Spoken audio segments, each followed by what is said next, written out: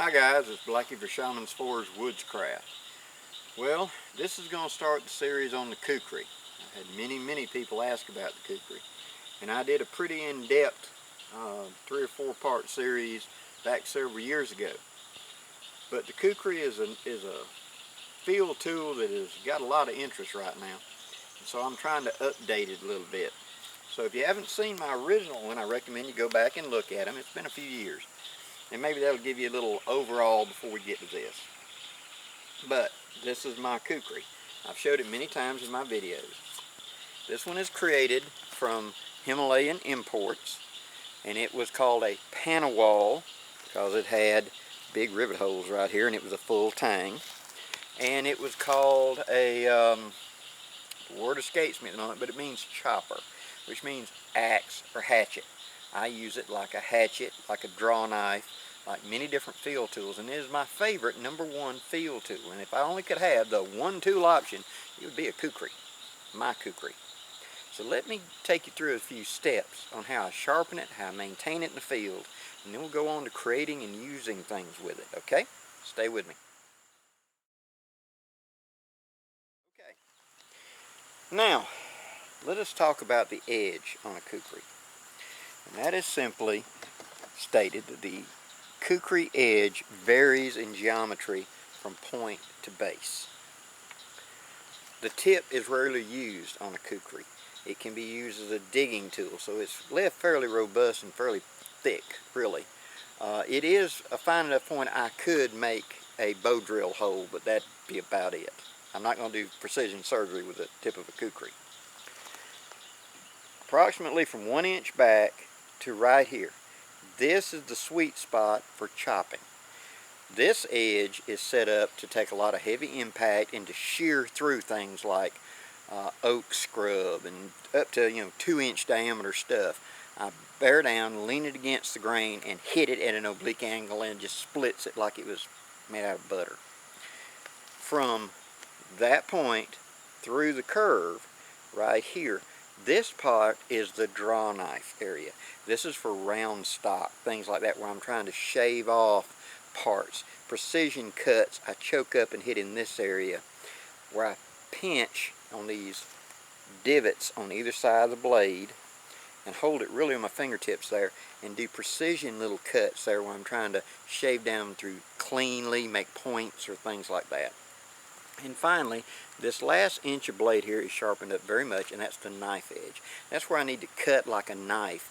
That's where I use. And I choke up on the Kukri up here and use it right there as a cutting tool.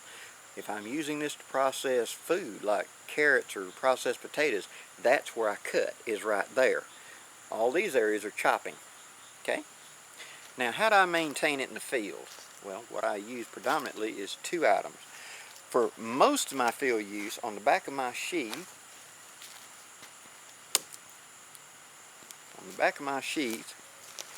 and this is the sheath that I carry, and this is the stock sheath that I recovered in a khaki canvas, and it comes with the 2 little tools with it.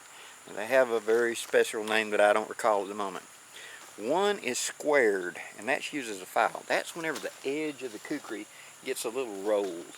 You take this and bear down, and you go up and down, and you can straighten out an edge with it. It can also be used as an awl, and I've used this many times to make a little hole in something. And then there's a small actual blade that I have sharpened, and it's actually fairly sharp, and use it as a cutting tool when I need a small, right here, cutting tool. I don't have anything else handy. On the back of the sheath, you will see this. And all that is a 6-inch mil bastard that I've wedged in there with some duct tape on the end of it. This does the bulk of my in the field touching up of the Kukri edge. Now, to do so, I'm going to take the Kukri and I'm going to go up to a tree, and I'm not going to lay it up there flat. I'm going to angle it at about like a 40-45 degree with the edge coming up, and I'm going to stick it solidly into the tree. Remember, that tip's not used much. Now I'm going to lay my finger upon the file, gripping back here, and I'm going to use this front edge. I'm not going to come past my finger, okay? And I'm going to do nice, long, straight strokes. Now, the hardness of a kukri, a handmade one like this, varies. In this main chopping area I talked of, it's probably in the mid-60s. It's so hard the file wants to skid. This back in here is probably about like a 58, 57, 58. So it's easier to cut back here than it is up here. And that's done intentionally, okay? So, with light strokes, I file it like you'd file a hoe, like you'd file any axe or any other tool.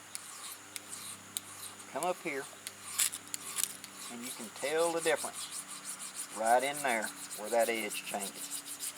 And with this, I true up the edge. All I'm doing is making sure there's no wire edge, no rolled edge, nothing like that. I'll turn around and pull it toward me to roll any wire edge to the front. Now I turn it over, and I will stick it again. Then I'll come from the back edge of the kukri going forward. And I will, nice gentle strokes,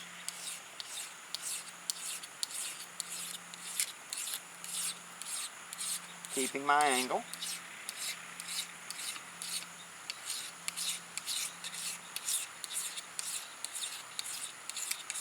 I will do that until I get a good using edge on it. Now, when it is sharp, okay, I keep my kukri sharp. Now the tip. Now that I have addressed the main edge, I will address the tip. How I do that is, I will come up here and I will put it against the tree, and I will just, on the bottom edge of that tip, put a little bit of touch up. Just like that. Notice I'm cutting away from me. Noticing I'm staying away from the edge, because if I slip, there are no minor wounds in a kukri. I will choke up there, put my hand against the tree, and file that edge. Right there at the tip. Now that just makes sure it hasn't got rolled over or something like that in usage. Whoops. Now, let me return my file to its position. Just like that, and you see how it stays tucked out of the way in there. Now we go to step 2. One of these big corabundum stones has a coarse and a fine.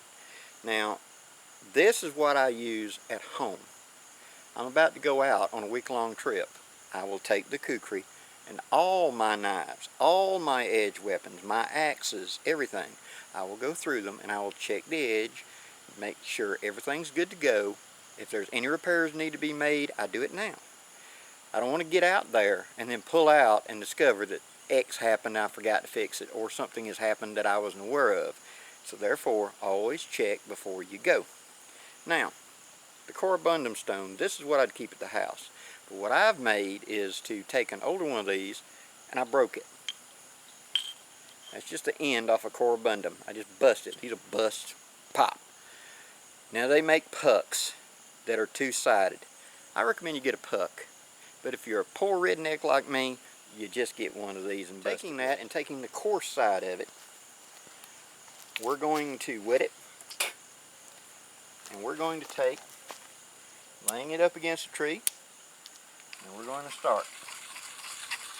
And we're going to polish that edge, keeping the fingers well away from that edge. We're going to draw a little, turn on its side, polish that edge all the way up there, all the way back, flipping it over, keep spitting on it. You can use oil, you can use water. I just use spit. Now, once the edge is wired up like this one has, right down here, this is fine, that's a little wired, I flip over to the fine side. And gentle strokes, going to wipe away that wire edge. Notice, ain't no fingers down there. I'm just keeping them above the plane of that. So as I do this, I'm not going to accidentally stick a finger down and hit that edge. once I develop a wire edge, I will roll toward the back of the spine to roll that wire off.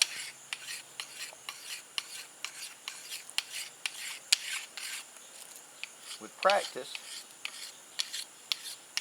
you get where you can hear it as you're doing it, the sound the steel and the stone makes. And then always do a up and down, following the edge. Now for beginners, I recommend wearing heavy gloves. Now, that edge is good and sharp. Let us see. Back here at the back, where the knife edge is, see, I want it to slice, just like that. Don't want to tear, I want to slice it nice and clean. Now this robust edge up here, I want it sharp, but I don't want it too thin. See, because of that, when I hit dead on and it cuts cleanly. Because the power of the kukri is in the curve, it's in the design, and it's in the edge geometry. If you lay it out and look at it flat, you'll see that this first swell right here, and then there's a hollow, and then there's another swell. That's to reduce friction as it goes through. It's like an air pocket. So that upon impact, the edge pops it and it opens, and then it kind of narrows a little as it goes in. There's no friction pulling it up. And then the next one. So there's only 2 friction points on the side versus the full length of that blade. When you run your finger over it, especially now that it's got a little patina on it, you can distinctly feel those 2 swells right there. You can't see it when it's shined up.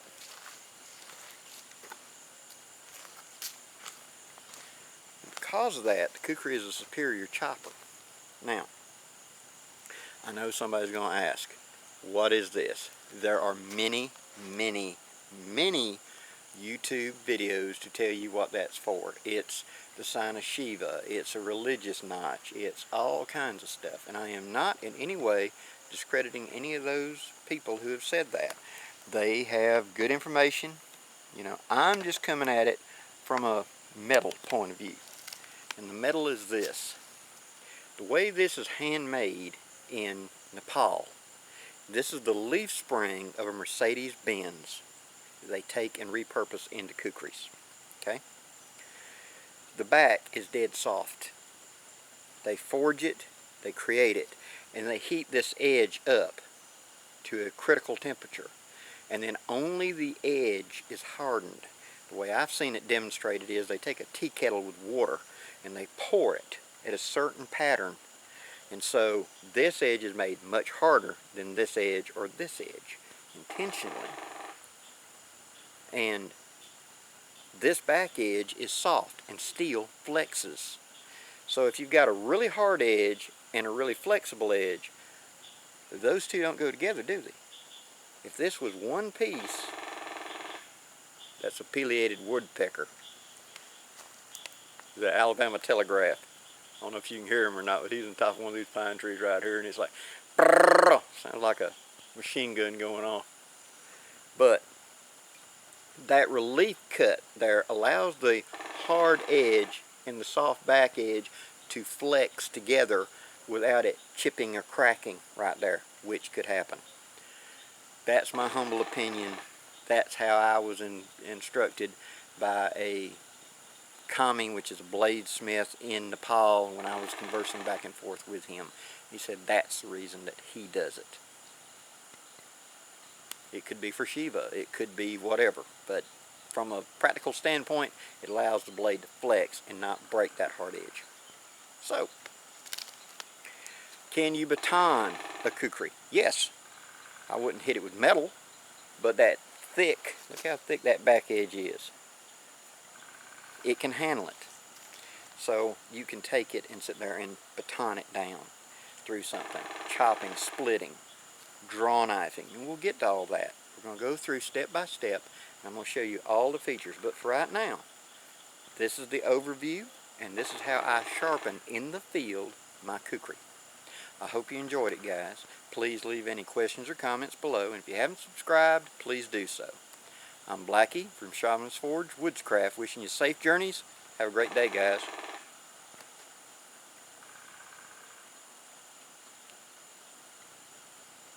Oh, now they're just showing off.